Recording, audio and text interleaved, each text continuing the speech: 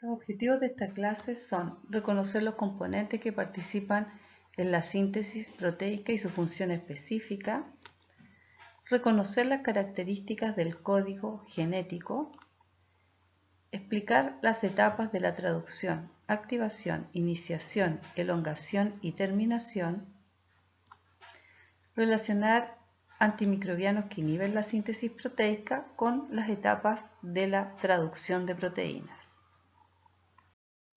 En el material genético celular, ácido desoxirribonucleico, que en las células eucariontes se encuentra en el núcleo celular,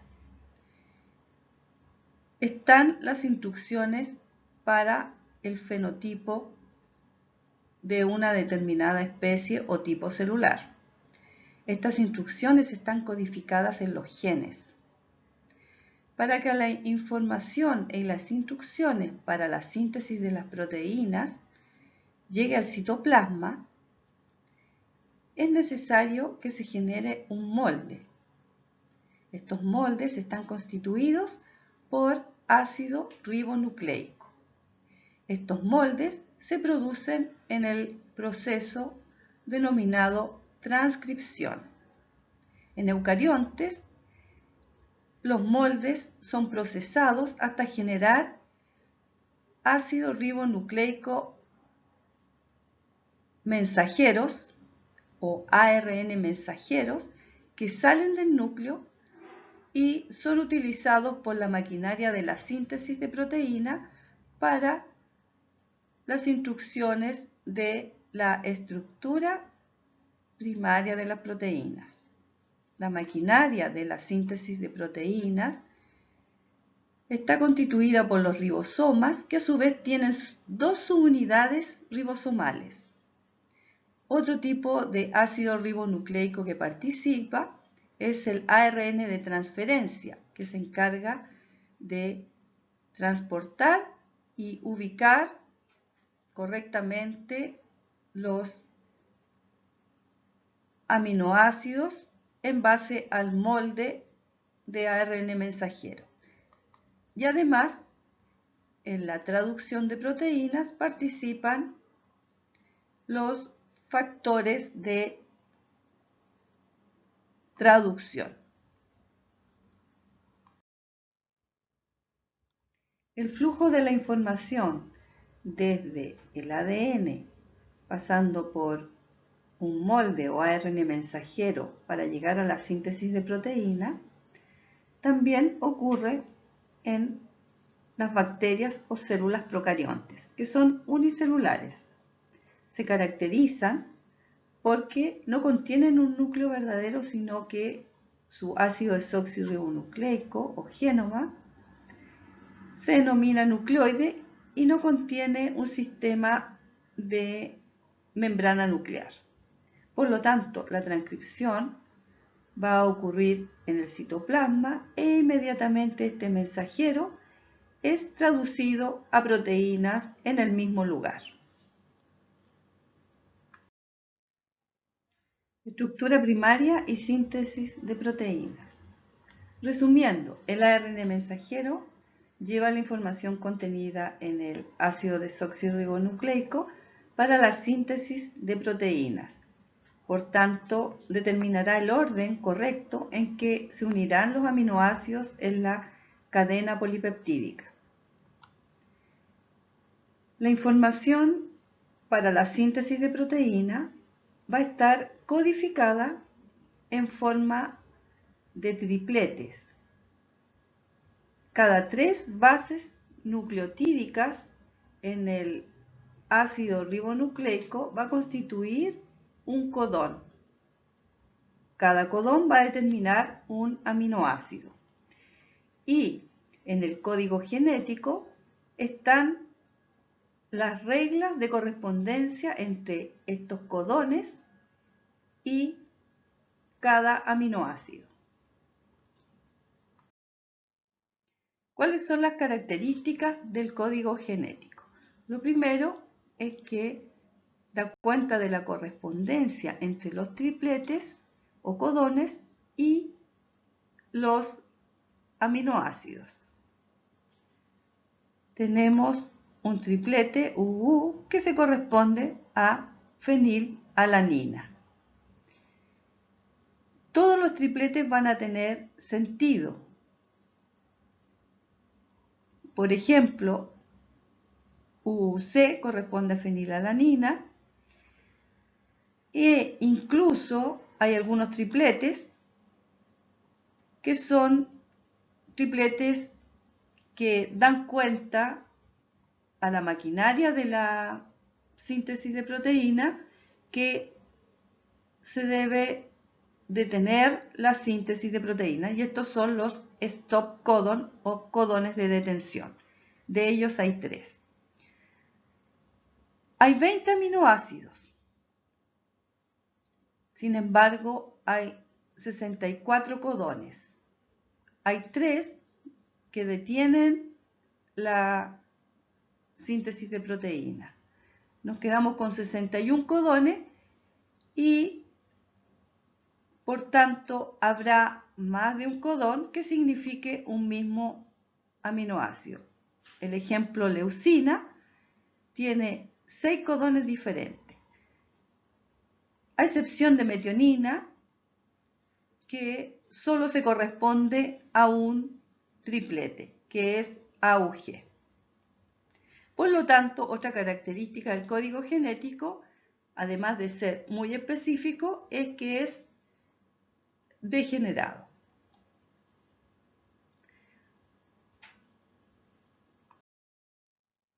El estudio de la secuencia nucleotídica en el ADN, en los ARN mensajeros y además las secuencias de las proteínas dan cuenta que existe un marco de lectura abierto, denominado en inglés Open Reading Frame.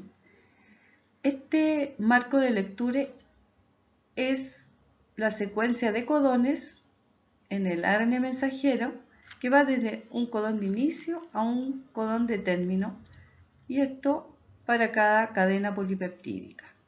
Es así que para una determinada proteína va a haber un marco de lectura específico que va a llevar a una proteína funcional, como se muestra en el marco 1. Sin embargo, hay un corrimiento, un desplazamiento en una base nucleotídica en el ARN mensajero, puede llevar a una cadena polipeptídica totalmente diferente. Por supuesto, no funcional. En realidad, esto no ocurre con frecuencia.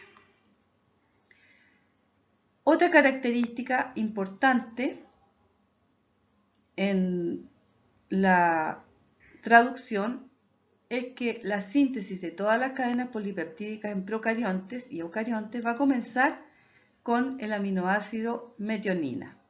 Va a corresponder al grupo amino terminal en todas las proteínas. Por lo tanto, el primer codón de este marco de lectura va a ser el codón de metionina AUG. ¿Cuál es la función del ARN de transferencia en la traducción de proteínas?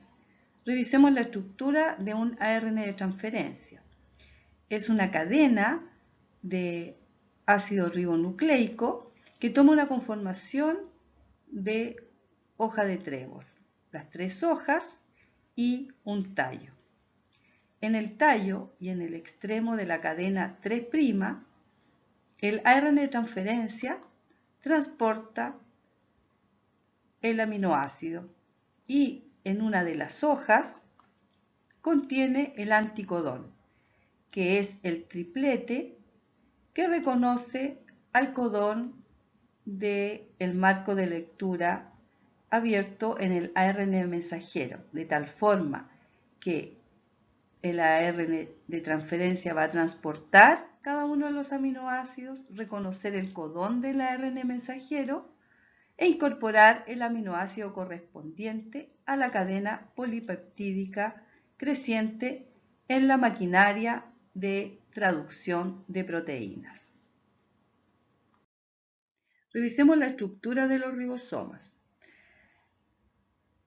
Los ribosomas son estructuras supramoleculares compuestas por proteínas y cadenas de ácido ribonucleico.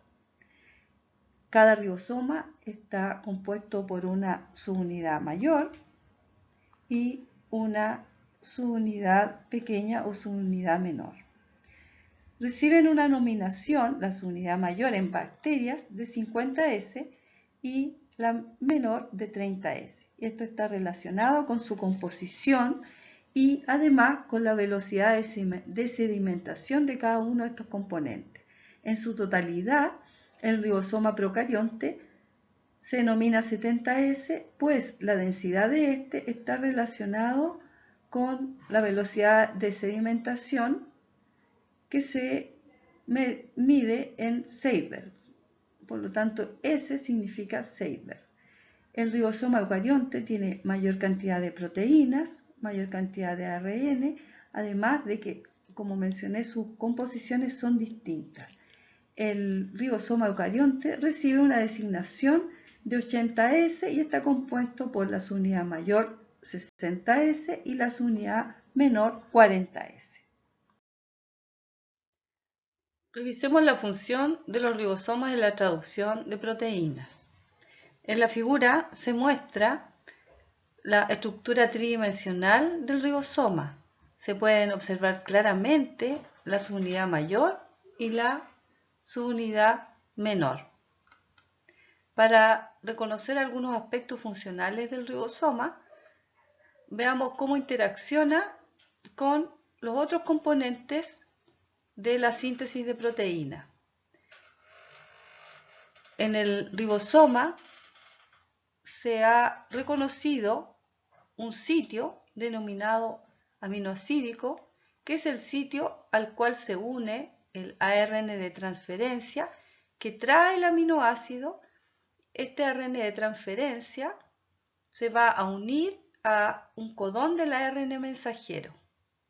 Se reconoce otro sitio, un sitio P, que está relacionado con la actividad enzimática que tiene el ribosoma. Tiene una peptidiltransferasa que va a permitir el crecimiento de la cadena aminoacídica. Y hay otro sitio que está al lado del sitio P en el ribosoma, que es el sitio al cual se une el ARN de transferencia que ya ha donado el aminoácido, que va a estar formando parte de la cadena polipeptídica.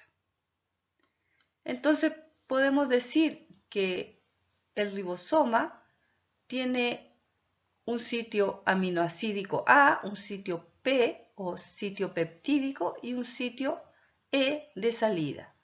Por lo tanto, el ribosoma va a permitir la iniciación de la síntesis de proteína, va a sintetizar la cadena polipeptídica con su actividad peptidiltransferasa. El ribosoma va a permitir la lectura del ARN mensajero en un marco de lectura y además va a ser capaz de leer el ARN mensajero, pues se va a traslocar, ir moviendo de tal forma que se sincronicen las distintas etapas de la síntesis de proteína. Los científicos Ramakrishnan, States y Jonath recibieron el premio Nobel en el año 2009, pues dilucidaron la estructura atómica del ribosoma a través de estudios por difracción de rayos X.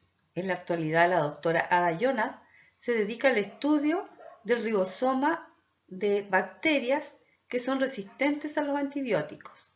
Algunos antibióticos inhiben la síntesis de proteínas en bacterias. Sin embargo, en la actualidad, las bacterias, sus ribosomas, modifican algunos componentes de su estructura de tal forma que el antibiótico no inhibe la síntesis y por lo tanto nos dejan sin tratamiento frente a bacterias patógenas resistentes a los antimicrobianos. Por lo tanto, estos estudios pueden llevar a la generación de nuevos antibióticos para las próximas generaciones.